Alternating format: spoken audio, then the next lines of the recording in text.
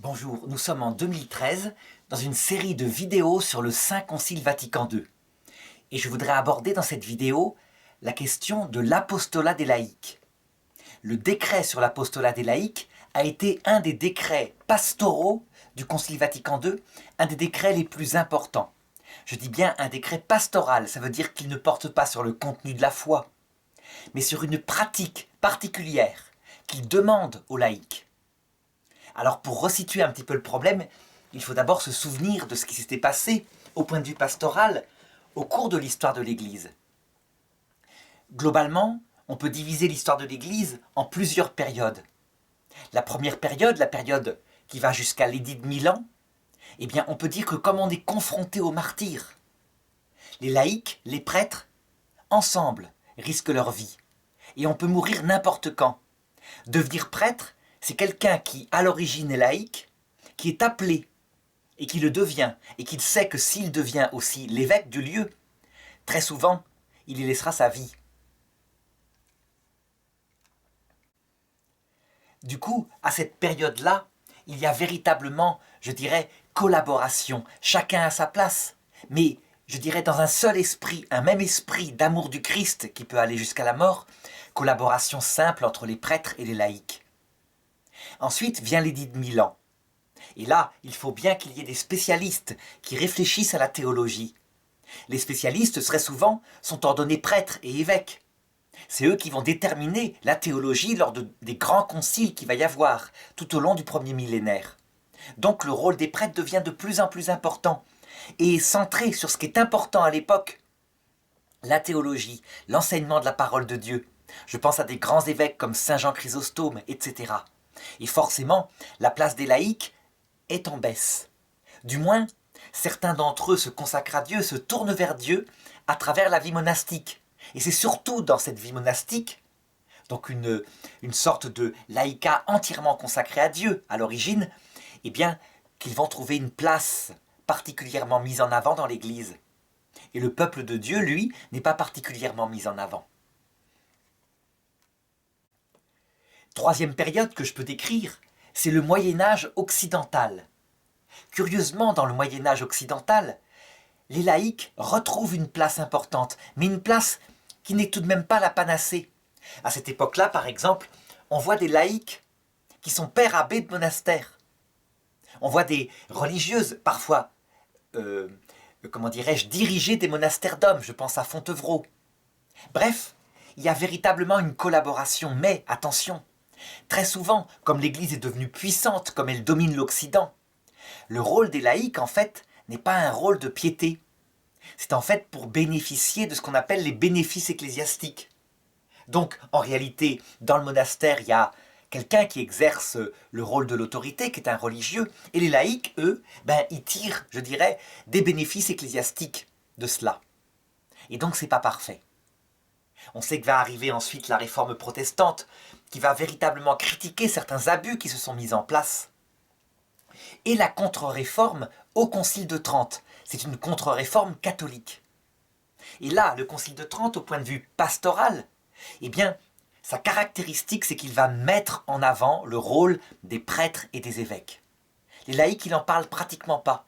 Mais les prêtres et les évêques, il va travailler énormément à leur formation. C'est le Concile de Trente qui crée des séminaires avec l'obligation d'études très poussées, philosophie, théologie, etc. Et la conséquence, c'est qu'on va voir apparaître à partir de ce moment-là, sans doute aussi par réaction au protestantisme qui, lui, exalte le rôle des laïcs puisqu'il n'y a plus de prêtres, en tout cas chez les luthériens. Chez les anglicans, il y a encore des prêtres, mais chez les luthériens, les calvinistes, il n'y a plus de prêtres. Les laïcs sont donc, quand ils sont bons en théologie pour exprimer la parole de Dieu, ils sont donc les pasteurs.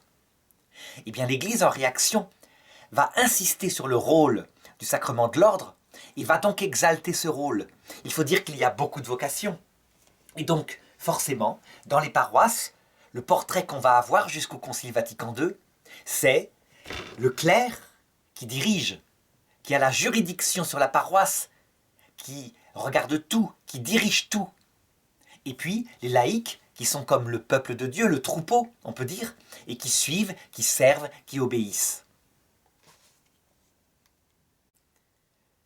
Eh bien, face à cette manière de faire pastorale, le Concile Vatican II va vouloir retourner un petit peu à des pratiques qu'on voit dans l'Évangile, à des pratiques que je vais citer tout à l'heure, et donc va demander aux laïcs de prendre véritablement leur rôle, ce rôle qui leur vient de leur baptême, leur rôle d'apostolat.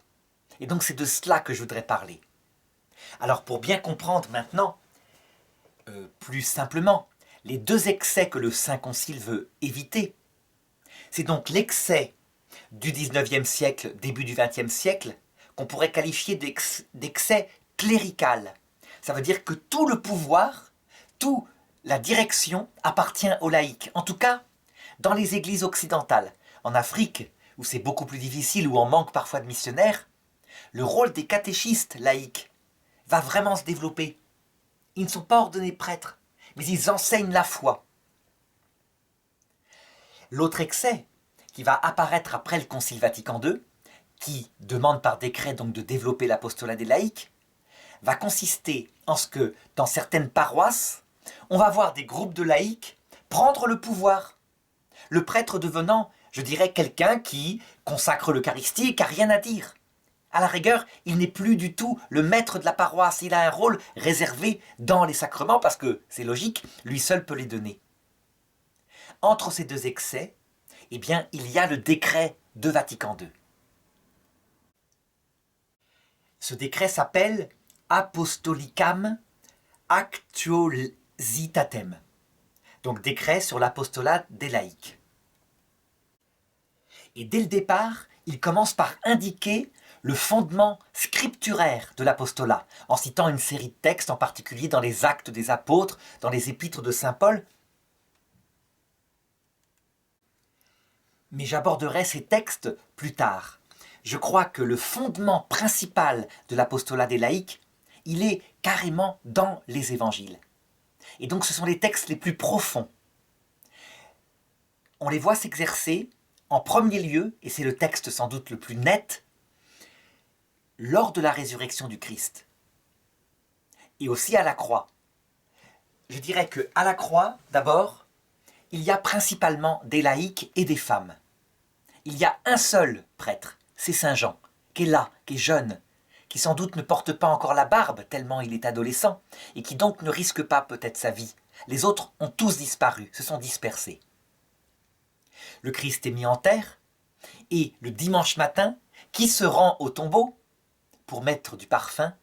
Marie-Madeleine et quelques femmes qui avaient suivi Jésus tout au long, qui avaient été passives, qui avaient écouté, qui avaient servi. Et elles se rendent au tombeau, et c'est là que, on sait, elles ont l'apparition du Christ, qu'elles prennent d'abord pour un jardinier, et qui leur dit « Allez annoncer aux apôtres que je suis ressuscité ». Et donc, la personne fondatrice de tous les apostolats, qui annonce le mystère même de la résurrection, c'est Marie-Madeleine, une laïque, une ancienne prostituée, ou en tout cas une femme de mauvaise vie, que le Christ a convertie. Et donc on a bien là, je dirais, le fondement scripturaire de l'apostolat des laïcs. Ça ne peut pas être plus premier, puisqu'elle va être l'apôtre, l'évangélisatrice des apôtres. Mais ce n'est pas tout. Ensuite, on sait, le Christ apparaît, il réconforte, il fortifie les apôtres, et ils vont attendre la Pentecôte, qui leur donnera le Saint-Esprit.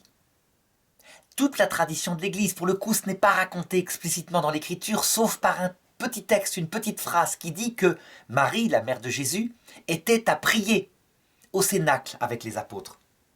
Mais toute la tradition raconte que c'est Marie qui, dans ces moments-là, a soutenu les apôtres, qui leur a raconté ce qu'elle avait gardé dans son cœur. Toute la tradition dit qu'elle a raconté à Saint Luc l'enfance de Jésus, la conception virginale, l'apparition de l'ange Gabriel. Toute la tradition dit que la richesse de l'évangile selon Saint Jean, c'est en fait les récits de Marie à Saint Jean qui l'avait pris chez elle. Marie, c'est tout simplement une laïque. Elle n'est pas prêtre, elle n'a pas reçu l'ordination.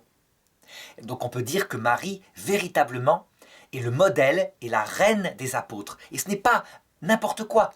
C'est véritablement fondateur, fondamental, beaucoup plus profond que l'apostolat que vont avoir ensuite les évêques et les prêtres, donc les apôtres qui étaient évêques. il y a un troisième texte qui manifeste quelque part un petit peu cette complémentarité entre le laïc, qui prie, qui vit sa vie chrétienne, et le prêtre. C'est lorsque Marie-Madeleine a annoncé la résurrection, et que Pierre et Jean partent ensemble, ils courent au tombeau. C'est raconté dans l'Évangile selon saint Jean. Il est marqué que Jean courait plus vite que Pierre, il était jeune, et il arriva le premier au tombeau. Seulement, il n'entra pas. Il attendit que Pierre arrive, Pierre entra, constata, puis Jean rentra. Il vit et il crut. Alors on pourra dire, ça ne parle pas de l'apostolat des laïcs, puisque Pierre et Jean sont tous les deux ordonnés prêtres et évêques par le Christ. Faites ceci en mémoire de moi.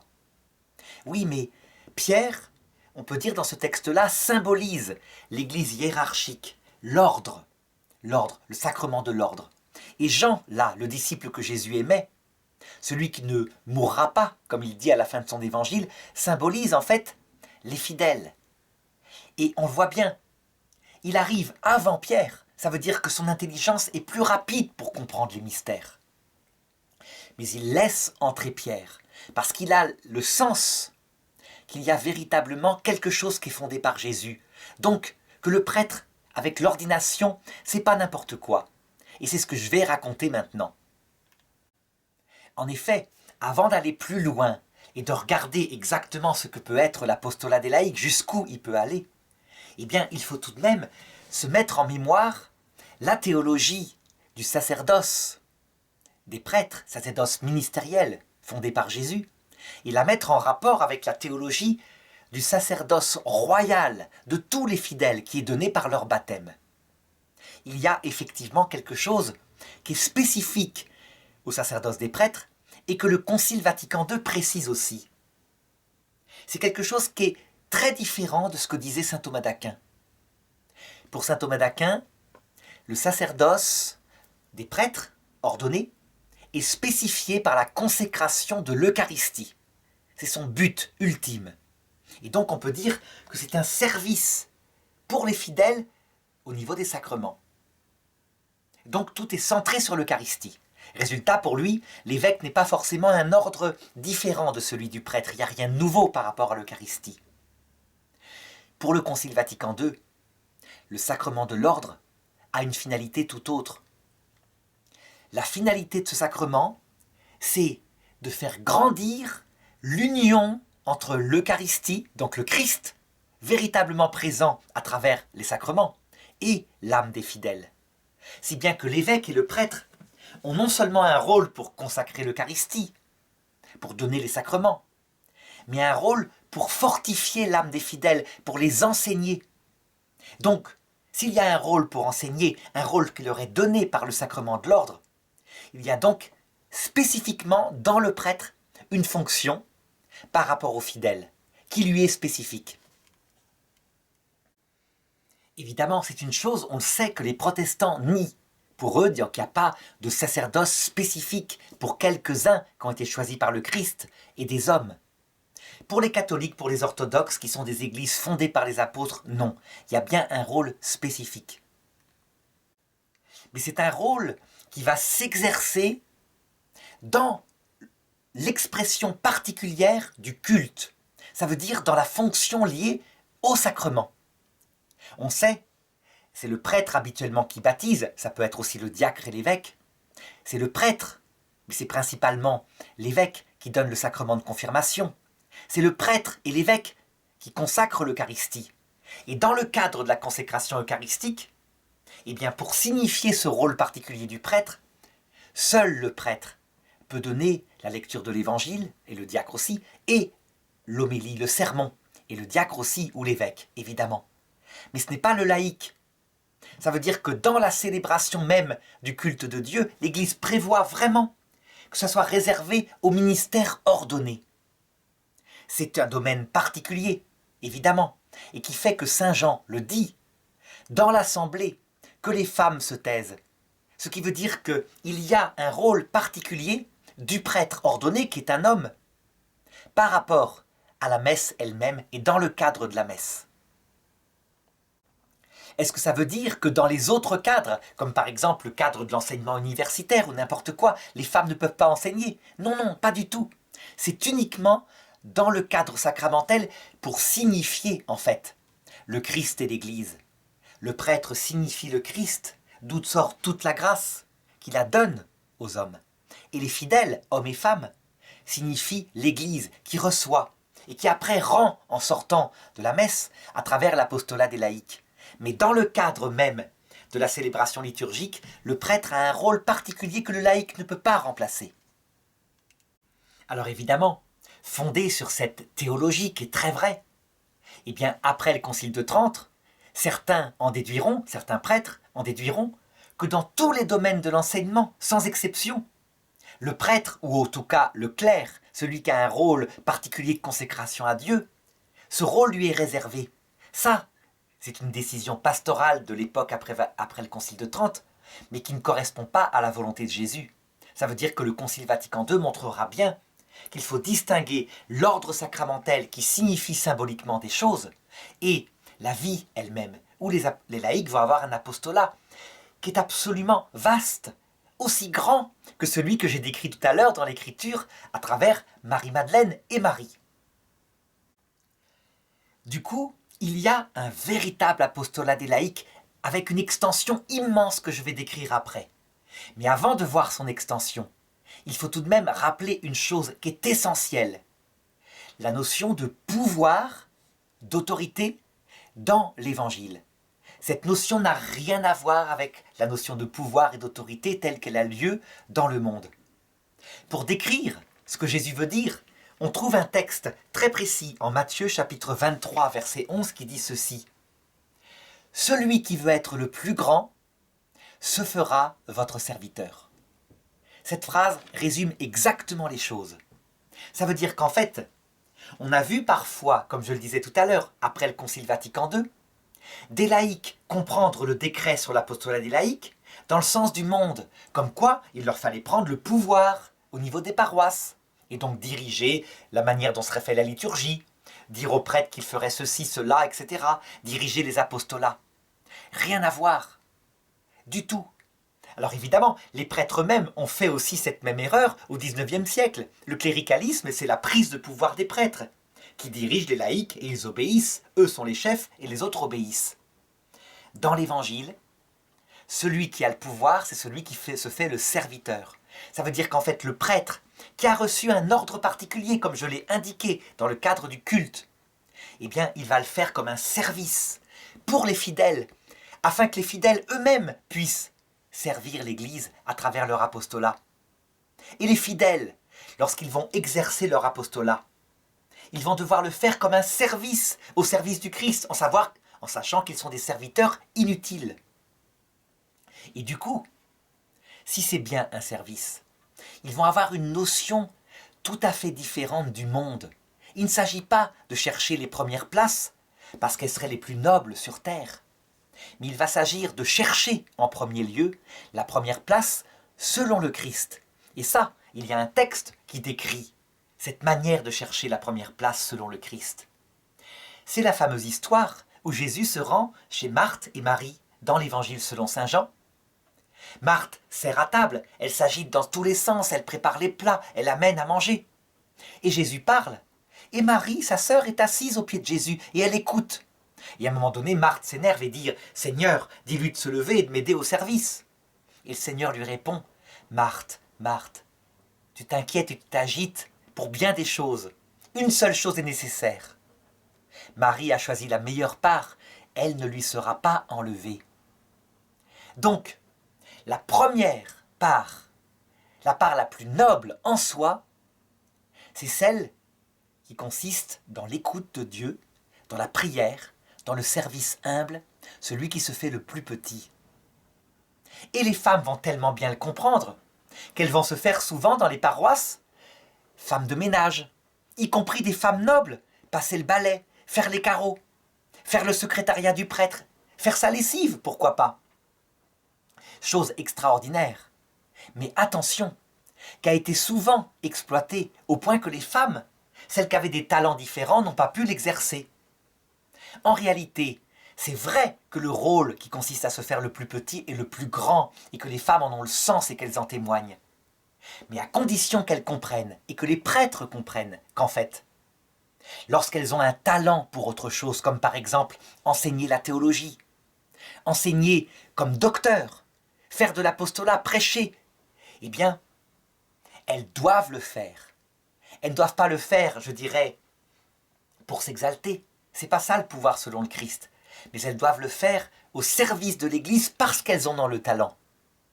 Et quand des prêtres réduisent de force les femmes au service que j'ai décrit, silence, humilité, amour, qui sont évidemment la première part, eh bien, ils n'agissent pas bien.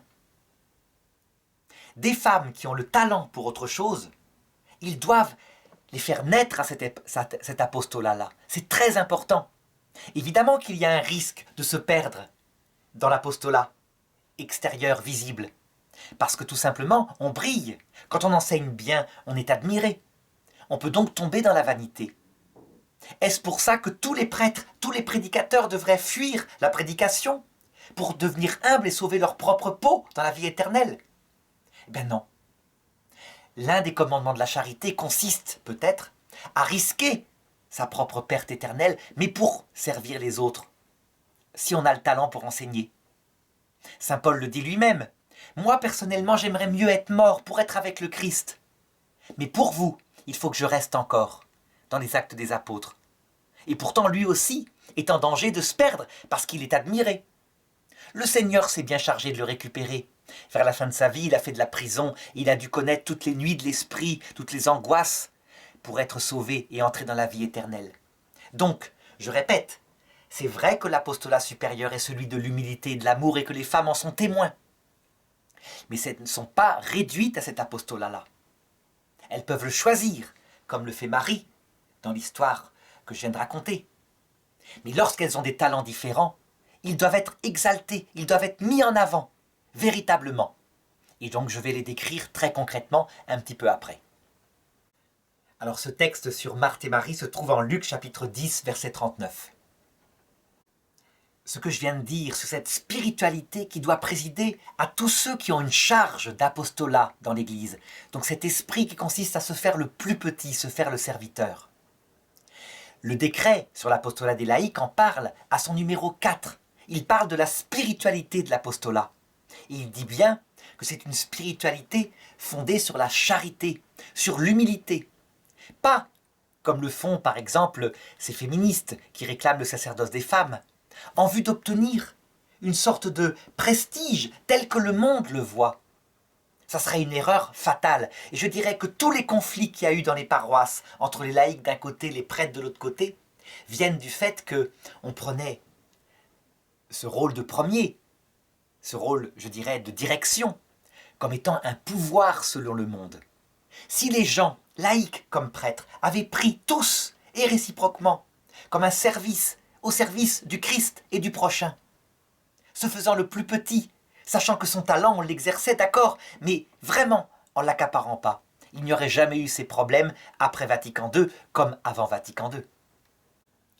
Alors je voudrais maintenant entrer dans le concret. Si je mets en avant particulièrement le rôle des femmes, c'est parce que parmi l'apostolat des laïcs, je dirais que lorsque les femmes obtiennent un apostolat, on peut dire que les hommes laïcs l'obtiendront. Donc mettons en avant particulièrement ce rôle des femmes. Lorsque les femmes ne l'obtiennent pas, en général, les hommes laïcs ne l'obtiennent pas non plus. Le rôle laïque, qu'il soit femme ou homme, est le même.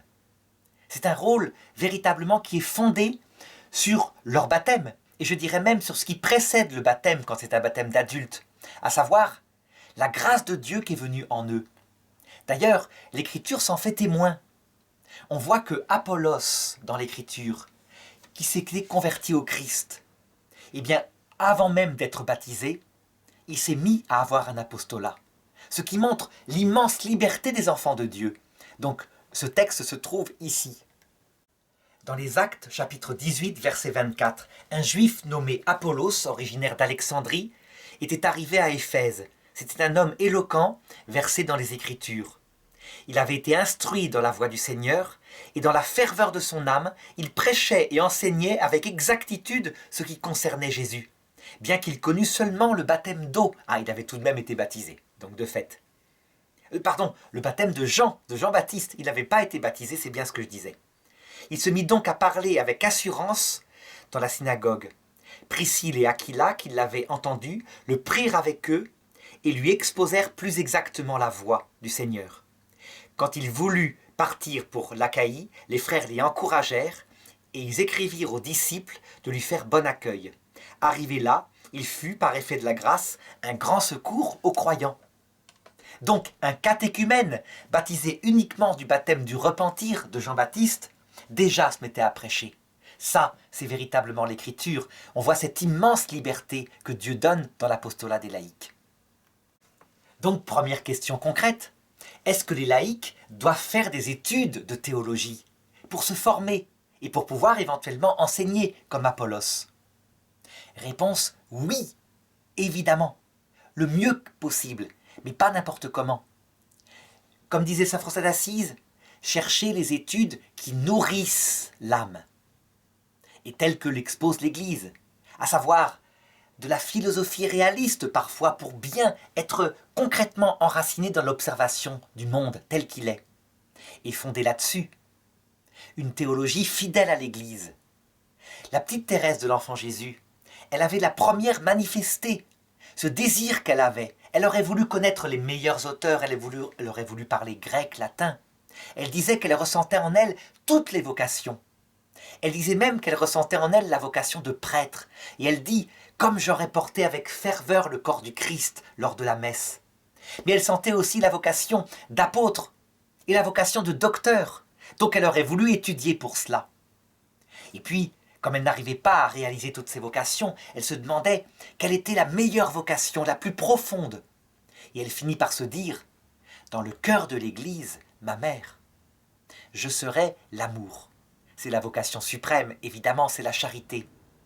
Seulement, ceci étant dit, si on peut appliquer ce que sainte Thérèse véritablement rêvait de vivre, il faut l'appliquer. Donc, la formation philosophique, théologique, celle qui habituellement est donnée aux prêtres, il faut que les laïcs y tendent. Mais comme je le disais, en n'allant pas n'importe où.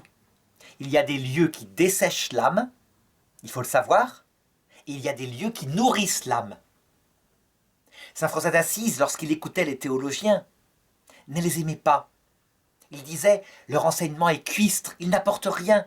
Et donc, pour ne pas avoir besoin de faire cette théologie-là, une sorte de scolastique très décadente, il ne voulut pas devenir prêtre. Jusqu'au jour où il rencontra le futur saint Antoine de Padoue, qu'il entendit prêcher, qui était prêtre. Et là, il dit, ah, cette théologie-là, d'accord.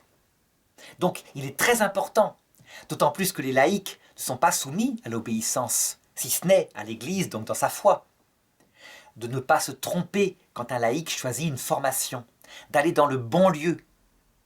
Je dirais que les prêtres, les futurs prêtres, les séminaristes, le savent depuis 30 ans. Ils savent qu'il y a certains lieux où on y perd quasiment la foi, et d'autres lieux où la vocation est nourrie. Eh bien, les laïcs doivent avoir la même intelligence. On n'en est plus, je dirais, au XVIIIe siècle, où les gens étaient peu cultivés, et ils allaient là où on leur indiquait. À notre époque, véritablement, il y a une intelligence de la foi qui fait qu'on se fixe, comme disait saint Jean Bosco, sur les 3 blancheurs pour sa formation. Le pape, l'Eucharistie, la Vierge Marie. Est-ce que les laïcs peuvent être docteurs, donc enseigner la théologie, la philosophie, en vue de la théologie, et en particulier les femmes? Réponse oui, bien sûr qu'elles le peuvent. Et la preuve, très simple, pour prouver que je ne raconte pas n'importe quoi, il y a 4 docteurs de l'Église féminine. Sainte Catherine de Sienne, Sainte Thérèse d'Avila, Sainte Thérèse de l'Enfant Jésus, Sainte Hildegarde de Bingen. C'est un doctorat bien plus grand que le doctorat des universités. Elles ont enseigné avec leur grâce féminine. Quand on compare l'enseignement de ces femmes à celui de saint Thomas d'Aquin, c'est très net. Saint Thomas d'Aquin, enseignement rationnel, scientifique, pas d'émotion, le fait théologique. Les 4 docteurs femmes, un enseignement qui est porté aussi par leur âme, par leur vécu, par des anecdotes qu'elles racontent, qui illustrent leur enseignement. Donc beaucoup plus source de vie. La petite Thérèse en particulier, c'est quelque chose de très très net. Donc il y a une grâce particulière de l'enseignement des femmes qu'on retrouve chez ces 4 docteurs. Donc résultat, lorsqu'une femme a le talent pour passer des diplômes de théologie, et quelquefois elle n'a pas de diplôme, mais peu importe, le talent pour enseigner, eh bien c'est un apostolat extrêmement important. Il est d'ailleurs appliqué tout à fait simplement en Belgique à travers les professeurs de religion qui sont souvent des femmes. Par contre, des professeurs de théologie universitaires femmes, elles sont encore rares dans l'Église catholique. Pourquoi ? Parce qu'il y a encore cette tradition qui consiste à dire que puisque le prêtre a un rôle lors de la messe qui lui est spécifiquement dévolu, sur la prédication lors du sermon, ça serait pareil pour l'enseignement universitaire. Eh bien non, c'est une confusion des endroits. Le domaine sacramentel, effectivement, est réservé à l'ordre, mais tout ce qui est en dehors est donné à tout le monde, en fonction du talent par rapport à l'enseignement. Or, le sacrement de l'ordre ne donne pas le talent d'enseignement. Le talent d'enseignement, c'est quelque chose qui est lié à de la pédagogie, à une compréhension, donc qui est donné aux hommes et aux femmes, aux baptisés, par l'Esprit Saint, mais aussi par leur propre intelligence qui résonne. Alors on pourrait objecter à ça, la première épître aux Corinthiens, chapitre 14, verset 34, que les femmes se taisent dans l'assemblée. Saint Paul semble condamner l'enseignement, le doctorat des femmes. Eh bien, en réalité, pas du tout. Il parle spécifiquement d'un enseignement des femmes dans le cadre particulier du sacrement, donc de la messe, véritablement. En tout cas, c'est comme ça que l'Église l'a interprété. Résultat, les mères abbesses enseignaient à leurs sœurs. Il n'y avait pas un prêtre qui venait enseigner la théologie lors des chapitres. Et puis, il y a eu de plus en plus, à partir de Vatican II, des docteurs femmes qui enseignaient, comme je le disais tout à l'heure. Troisième question concrète, est-ce que les laïcs peuvent être apôtres ? Ça veut dire prédicateurs de la parole de Dieu. La réponse est oui, bien évidemment. C'est lié, comme je le disais, à leur baptême, à leur confirmation, à la grâce de Dieu en eux. Et d'ailleurs, les choses sont très clairement racontées dans les Écritures. Je dirais que, hormis le domaine sacramentel réservé aux apôtres ordonnés, aux évêques, aux prêtres, tout est ouvert aux laïcs. Par exemple, le Saint Concile Vatican II cite les textes suivants. Par exemple, dans les Actes chapitre 11, verset 19. « Lorsque vint la persécution, ceux-là donc qui avaient été dispersés lors de la lapidation d'Étienne poussèrent et partirent jusqu'en Phénicie, à Chypre, à Antioche, mais sans prêcher la parole à d'autres qu'aux Juifs. Il y avait toutefois parmi eux quelques Chypriotes et Cyrénéens qui, venus à Antioche, s'adressaient aussi aux Grecs, leur annonçant la bonne nouvelle du Seigneur Jésus. Or la main du Seigneur les secondait, et grand fut le nombre de ceux qui embrassèrent la foi et se convertirent au Seigneur. » Ça veut dire que ces gens-là, qui étaient des chrétiens, qui n'étaient pas forcément des évêques, dispersés par une tribulation, en prêchant à des non-juifs, avaient des conversions par centaines. Ça montre bien que l'apostolat des laïcs était béni par Dieu. C'est une chose d'ailleurs que les protestants ont compris, étant donné que Luther détruisit le sacerdoce ministériel. Eh bien, il se tourna et regarda le sacerdoce royal des fidèles. Et il se rendit compte qu'en fait, il était fort possible d'envoyer des couples de chrétiens, hommes et femmes mariés, comme missionnaires. Et c'est ce qu'ils firent, les protestants. Et l'efficacité fut extraordinaire. On peut dire que le protestantisme s'est répandu dans le monde entier grâce à ces missionnaires mariés, des femmes dévouées, qui véritablement étaient dans l'apostolat des laïcs.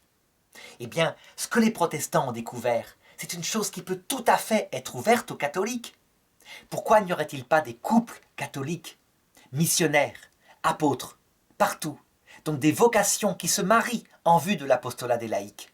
C'est une chose, évidemment, que si un jour un prêtre a l'idée de le développer, un évêque, eh bien, qui à mon avis se répandra dans le monde entier. Question suivante, est-ce que les laïcs peuvent écrire des livres de théologie? Donc écrire des livres qui parlent de Dieu? La réponse est oui, bien sûr, qu'ils le peuvent. Et qu'ils le peuvent d'autant plus qu'ils se sont formés. Évidemment, il y a la formation qui vient des études, mais il y a la formation qui vient de la fréquentation du Saint-Esprit.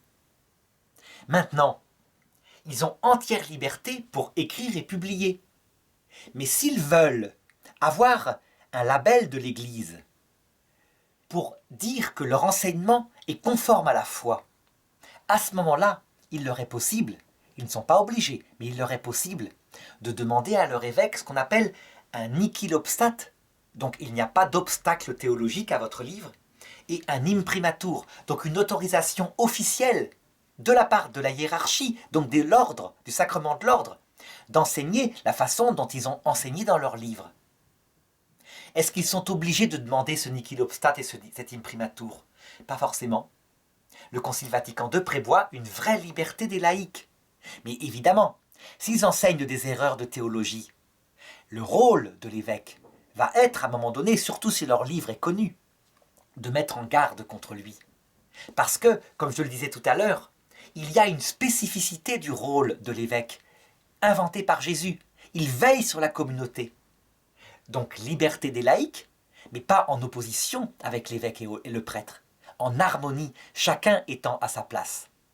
Grande liberté pour publier, mais si on peut publier véritablement avec l'autorisation officielle de l'Église, c'est évidemment mieux.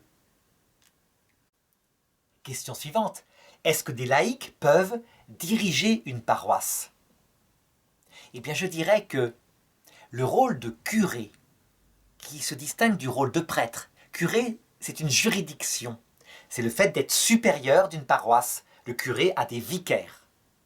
Le rôle de curé, à certains moments donnés, au Moyen-Âge, était donné à des laïcs. Certainement, eux le faisaient pour obtenir des bénéfices ecclésiastiques de la paroisse. Et le fait que c'était donné à des laïcs indique qu'en fait, il pourrait très bien y avoir une juridiction que des évêques conféreraient à des laïcs. Pour mieux, par exemple, gérer, administrer une paroisse, étant donné tout de même qu'ils n'auraient pas le pouvoir de conférer les sacrements. Mais à ce moment-là, c'est une chose qui permettrait, le prêtre étant moins nombreux, il permettrait au prêtre de passer plus facilement de paroisse en paroisse, d'être libéré de certaines tâches d'administration, de manière à se consacrer sur ce qui lui est spécifique dans son ordination. Alors évidemment, une telle délégation de rôle de curé de paroisse est quelque chose de dangereux s'il n'y a pas l'esprit dont je parlais tout à l'heure. Ça veut dire, si c'est fait selon l'esprit du monde, c'est moi le chef, je dirige et tu te tais, ça ne va pas. Par contre, si c'est fait selon l'esprit du Christ, je me fais ton serviteur, pour que ton apostolat à toi, prêtre, soit plus efficace, t'as moins de temps à perdre. Là, c'est fantastique, quelle belle collaboration, quelle chose à inventer pour les laïcs. Alors, évidemment, le Saint Concile développe toutes les autres formes d'apostolat qui peuvent être faits par les laïcs. Donc là, j'ai développé spécifiquement le rôle d'enseignement sur la parole de Dieu parce que c'est pas encore trop à la mode dans l'Église catholique. Mais en réalité, dès les Actes des Apôtres, on voit d'autres choses qui apparaissent. Par exemple, dans l'Épître aux Romains, chapitre 16, à partir du verset 1, je vous recommande Phébé, notre sœur, diaconesse de l'Église de Sancheré. Diaconesse, ce n'est pas une ordination. Le mot veut dire servante. Ça veut dire qu'elle s'était mise au service de l'église de Sancheré. Offrez-lui dans le Seigneur un accueil digne des saints et assistez-la en toute affaire où elle aurait besoin de vous. Aussi, bien fût-elle une protectrice pour bon nombre de chrétiens et pour moi-même. Ça veut dire que cette femme, Phébé, lorsque des chrétiens étaient poursuivis, qu'ils risquaient leur peau parce que les Romains ou les Juifs voulaient les massacrer, elle les accueillait dans sa maison, sans doute, mettait en danger sa propre famille, se mettait elle-même en danger afin de faire cela. Donc il y a véritablement un rôle chez les laïcs par rapport à l'accueil des gens poursuivis. Très curieusement, on en a vu un exemple magnifique pendant la Seconde Guerre mondiale. Si 95% des Juifs ont été sauvés en France, tout simplement c'est parce que des familles chrétiennes les ont accueillis chez eux. Donc un véritable apostolat de laïcs, porté quelquefois par les légats du pape qui leur disaient « il faut accueillir ». Le curé transmettait et on protégeait ces gens-là. Ça se passait comme à l'époque des Actes des Apôtres. Et d'ailleurs, saint Paul cite, toujours dans le même passage, Prisca et Aquilas, qu'il appelle ses collaborateurs dans le Christ, Pour me sauver la vie, ils ont risqué leur tête. Et je ne suis pas seul à leur devoir de la gratitude. C'est le cas de toutes les églises qui sont situées parmi les païens. En fait, l'apostolat des laïcs, il peut s'étendre à tous les domaines de l'Église, hormis ce qui est réservé aux sacerdoces ordonnés. Pensons par exemple à saint Tarcisius, un jeune garçon qui portait la communion aux malades à l'époque de l'Empire romain. Il fut attrapé par des Romains qui voulaient lui arracher la custode qu'il portait autour du cou et qui contenait l'Eucharistie. Et il préféra mourir que de la leur livrer pour qu'ils blasphèment le corps du Christ. Eh bien, le fait d'aller porter la communion dans les hôpitaux, auprès des personnes âgées, auprès des malades, c'est un apostolat typique des laïcs. Évidemment, ils ne peuvent pas consacrer l'Eucharistie, c'est réservé aux prêtres. Mais ils peuvent le donner, le mettre dans la bouche du malade. On est bien loin des pratiques d'avant le Concile Vatican II, où seul le prêtre pouvait toucher dans ses doigts l'Eucharistie. Et le laïc devait le recevoir dans la bouche uniquement et ne jamais l'approcher, ne jamais toucher au vase sacré même. Donc je n'insiste pas sur la multiplicité de ces apostolats ouverts aux laïcs, le Saint Concile les développe. Mais on peut bien se douter que c'est tous les services possibles, l'enseignement, les hôpitaux, le rôle d'infirmière, etc. Donc j'ai insisté principalement sur les choses qui manquent dans l'Église. Le doctorat en théologie, l'apostolat, la prédication, etc. Tout ce qui est en dehors évidemment du culte réservé au ministère ordonné. Tout ce qu'on peut dire pour conclure, c'est que cette chose-là, cette liberté immense des enfants de Dieu au service de la cause du Seigneur, ne marchera que si on garde l'esprit du Seigneur. Sinon, on retombera dans les conflits qu'on a vus avant ou après Vatican II. Soit le cléricalisme, où le prêtre est le chef et domine, écrase de son autorité les laïcs, soit le laïcisme dominant dans les paroisses après Vatican II, où un groupe de paroissiens domine tout, impose aux prêtres leur façon de voir, et lorsque le prêtre arrive, il n'a rien à dire et c'est comme ça. Non, véritablement, lorsqu'on se fait serviteur des autres, ce genre de tension n'arrive pas.